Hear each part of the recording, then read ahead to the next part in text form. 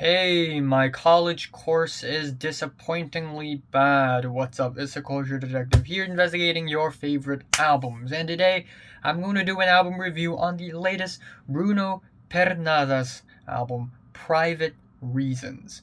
So, Bruno Pernadas is a Portuguese art pop singer, songwriter, and producer, and this is his latest album, Private Reasons. Um, yeah, this is a pretty long album full of art pop, psych pop, neo-psych, funk, soul, space pop, dream pop, and sort of a mixture of all those genres, and with a dash of 60s, 70s vintage pop music. And it is pretty damn good.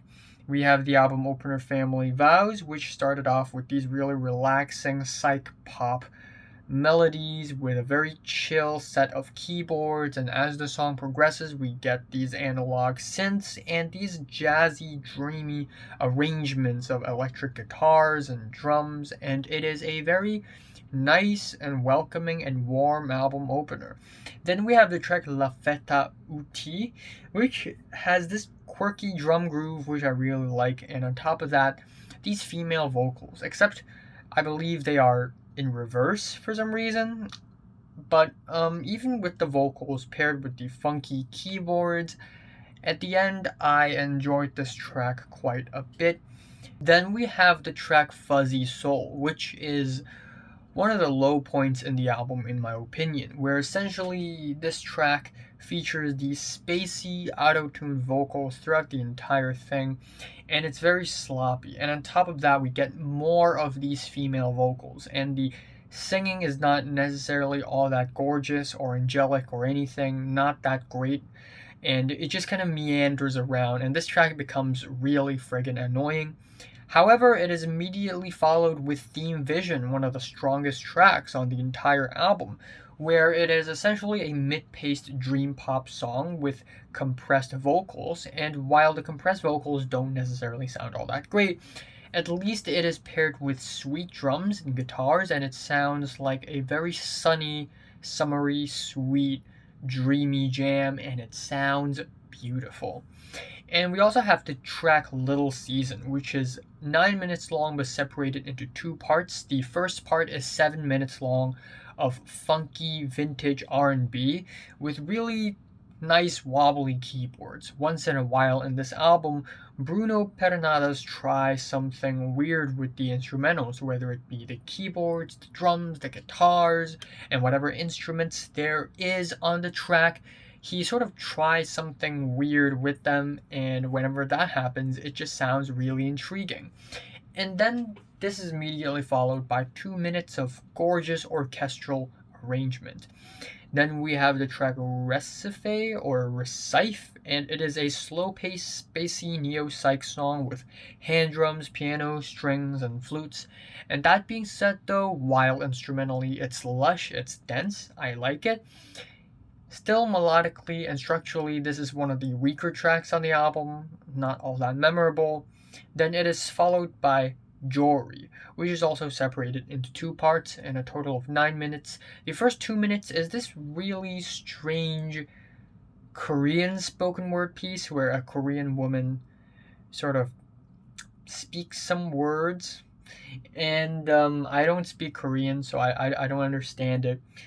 But it leads very smoothly into a very beautiful 7 minute long, very sweet and blissful song with strange guitar tones and hand drums, and there's something very naive and innocent about the instrumentation of this track, which is really nice and fun. And we also have the giant tracks at the back end of the album. We have Brio 81, which is also 9 minutes long, and it's a sweet, dreamy song with these space rock, space pop flavored keyboards, like something that you would hear out of Astronomy Domain by Pink Floyd. But again, structurally and melodically, this is kind of typical for this album. I've heard it already many times in the beginning of the album, and we're hearing it again. Not all that refreshing now. And pretty much the same complaints I have with this track also applies to the next track, Loop Joy, which is another really regular and typical track as far as the standard that this album has set, and it just doesn't really sound all that refreshing or anything, even though I still like the very blissful instrumentals and all. And then we have the longest track on the entire album, over 9 minutes long, Step Out of the Light. And the intro to this track is very long, but definitely well earned. Essentially, it is 4 minutes of very theatrical strings and flutes, and then afterwards we get these female vocals which chime in kind of elegantly, and then these mid-paced drums, and of course we have the instrumentation which feature these very interesting sound plays here and there, which is really nice. And even though this is the longest track, I think this track is much more enjoyable than Rio 81. And then the album ends off with Far Beneath Your View, which is a very atmospheric, spacey, reverby ending song to the album, and it sounds pretty heavenly. It sounds pretty angelic. That being said though, while I like how heavenly this thing sounds, it does sound kind of like an overextended interlude or something. So, yeah, not the strongest of endings, but still overall, I'd say instrumentally, this has got to be one of the more impressive albums of the year so far. It's got dense, lush instrumentals with very sweet, blissful arrangements, and I think I enjoy a chunk of the album. So, my favorite track here is Theme Vision. And my least favorite track here is Fuzzy Soul. I am giving Bruno Pernadas Private Reasons a strong 7 to a light 8 out of 10.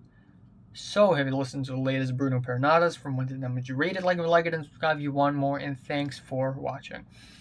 I will be reviewing Panopticon, Sweet Trip, I forgot, but I have a bunch of albums to review in the future. So, there's that.